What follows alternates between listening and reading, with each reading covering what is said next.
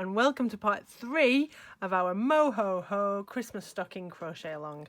Today it'll just be a little quickie and I'm just going to show you how to make this little toe piece here. So as you can see, it's not quite a flat circle. If we did just do a normal circular hexagon like the other ones, get quite a bulbous toe there, look a bit clown-like. So we're going to do this one. It's very, very similar to the others, but it's just worth talking through the differences. Okay, so I'm going to do my inner circle bit in mustard. Let's get that and a hook. And it's very, very similar to what we've done before. The instructions, just the numbers differ really. So what we're going to be making is, let's bring it back in here a little bit. It's kind of, so what's that? That's 6. It's 2/3, you know, maths aren't my strong point. It's 2/3 of a hexagon. So we want 4 sides. So we're going to do that pattern, but we're going to kind of do just that much of it, so that it brings it in and makes it a shape like that. You can tell I was a proper teacher, can't you? I'm really explaining this very well.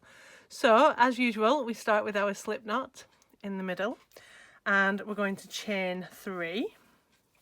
Oh, my wool's already stuck around my feet. It's not a good sign, is it?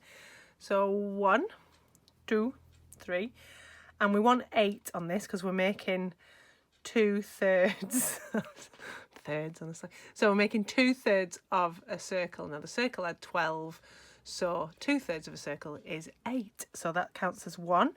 So we want another 7 in there. 2, 3. Don't forget you can slow me down on the bottom in the settings bit. 4, if you're on YouTube. 5, 6 and 7. So we'll just do a quick count. So we've got a few people last time, so remember, if you put your fingers through, the easiest way to count the trebles: 1, 2, 3, 4, 5, 6, 7. Oh, I counted the first one, so that's 7, and last one 8, and that should look like 2/3 of something. Okay, so then same again, we're going to join it, so you have to kind of squidge it this way a bit. We're going to join it with slip stitch underneath the top of that first proper treble there. Slip stitch, lovely. Chain, 2 chain and turn, and then we want to do the same again. We want 2 stitches into each one of these around here, so we should end up with 16 in total. So that's 1. Sorry, that was my square cheeking. No, my chair squeaking. 1, 2. Oh, went a bit low there. 3, 4, 5, 6. A bit more yarn. 7, 8, 9, 10, 11, 12, 13, 14, and 15, and 16. Okay, and then I'm going to slip stitch. Remember, I'm going to slip stitch join it up into this one, this V there that's sitting right on top of that first complete treble. So I'm going to slip stitch under there. So under, pull through, snip it off, and then pull. So I'll sew this end in because then I've got my invisible join, but I'm going to leave my others. So just, you should be a pro at these if you've done 16 by now. So we want this new loop to sit over the top of this one, so I'm going to go underneath, so it's coming out of underneath that one there, go underneath the next one along, put my needle back through the original loop it came out of, and then go down through the back loop of the one I'm sitting on top of and the 3rd bar behind it. Down there, pull it to adjust your tension to the same as the others. Lovely. Invisible. And then we sew that down to the base of those trebles and sew it in a bit. I'll go around that way. Remember, you've got to sew them in 2 directions and they don't pop out over the ears. It's quite a loosey-goosey fabric is crochet, so your ends can sprut out a bit. There, okay. So we now have shape like a sort of a, well, let's call it a thumb hat, okay? So it's not flat, we can't flatten it, we don't want to flatten it. So what we want, the side that we want facing us is this side where you can see where you would normally be working through those underneath the V's that way. So that's the back or the front. Right, okay, I'm going to go around the edge in the jade. I know this is not my colour, but it's easier to see than the navy, which I picked. Terrible choice, Alex. So we're then going to do the same again as we've done on the other ones. It's exactly the same pattern, but we only do 4 repeats. Okay, so I'm going to join. I did mine in the back loop only. So I will join in the back loop only and bring it through there. And then we do a double in the first one. And then it's half treble. You know the drill. Treble, chain, treble, working over my end, so it's already sewn in a little bit. Treble, chain, treble. Half treble. Double. Half treble. A bit more wool. Treble, chain, treble.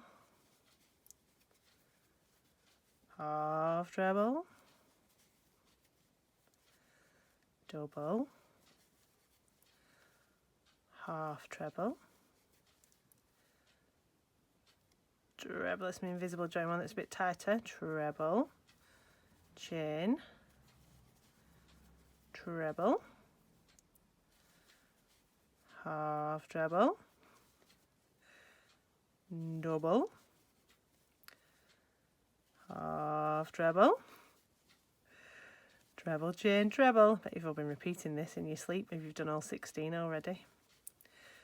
And then we should finish in that last one on a half treble there, and we slip stitch join to the top of that double. Lovely.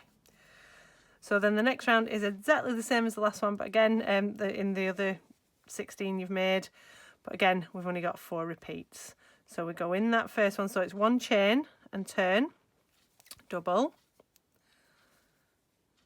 double. You should have 3 up to the first corner space, double, double, chain, double in the corner space, and then it should be 5 doubles across to the next corner space. So that's 1, 2, 3, 4 and 5, double, chain, double, 1, 2, 3, 4, 5, double, chain, double, 1, 2, 3, 4 and 5, double, chain, double. And then you should have these last 2 to do, 1 and 2, and then slip stitch join like that, and snip it off, pull it through. Okay, so we'll sew them ends in afterwards. So this is the shape that you should be ending up with, like this. It's kind of a diamond. You can see why I called it the double diamond. You've got a diamond on that side and a diamond on that side. I'm also calling it a 4-sided hexagon or a square, as others may call that. But basically what you want is like a little hat, like a little mushroom shape. And that's what we want. And we'll fold that in half, point to point, and that will become our toe piece. Okay, so once you've done that, you will then be ready to join. Now in preparation for the joining, oh, I've just knocked the camera, sorry, gone a bit wibbly there, I'll get seasick. In preparation to join, it's not a bad idea, so you need quite a big flat surface first of all. I'm going to show you a diagram and we're going to lay it all out, and then we will start joining at the top and we'll work our way down it. you can pin it all together and things with stitch markers, but it just becomes a little bit unwieldy. So it's a bit better if you've got something like, say you've got some tiny sticky labels or something that you could just stick on to move off if you think you're going to get confused. But it's really, once you get the hang of it, it's like the stitch is nice and straightforward, but once you get the hang of the shape that you're forming, it makes sense. But early on, I think you will think that I'm talking absolute gibberish. So as you can see, this bit will fit in here, and then we'll have all of our other shapes and bits and bats. If you've got any ones that are a little bit dodgy, we'll just put them on the back. You should never see them. All right. Right. So give us a shout if you've got any questions, as ever, over on the Facebook group. Or you can email me if you're not on Facebook, and if not, I will see you very soon for part 4. Bye bye.